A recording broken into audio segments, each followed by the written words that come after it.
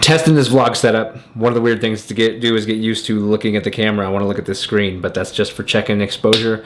So what I'm shooting here, I've got a Canon M50 dialed in on an 11 to 22 millimeter lens, shooting at f4, which is the fastest this lens will go.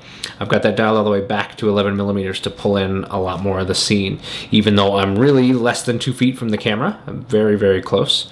You can see that's the extent of my hand reach there. Audio-wise, I'm shooting on a Tascam DR10SG, that's their shotgun mic, running straight into the camera using the camera's preamp.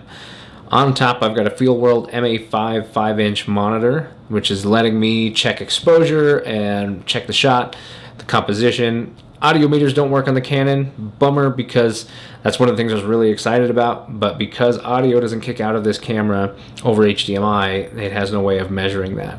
But it does have cool things like focus peaking and stuff like that. Down here, I'll kind of gesture, I've got a Aputure, I forget the model, it's my fill light right here. So this is the Aputure AL-M9. I just have that kind of sitting on the desk, just this little light here, so you can kind of see how it's catching this fill here. So mostly just didn't want this going full dead, so just filling up right there. To my side and over here, can't see my hands in this wide shot, I've got the same thing set up. So I've got a Fugatech little selfie stand thing.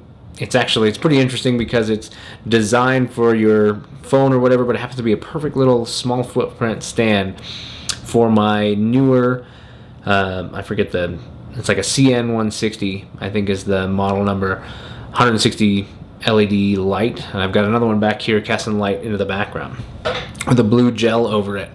And that just set in. So my actual settings are, I'm shooting f4 at 1/50th of a second, shooting full HD 1080p at 24 frames per second, so 50th of a second, so that I can shoot double my frames per second, which is standard. ISO 800 to kind of match the light that I've got going.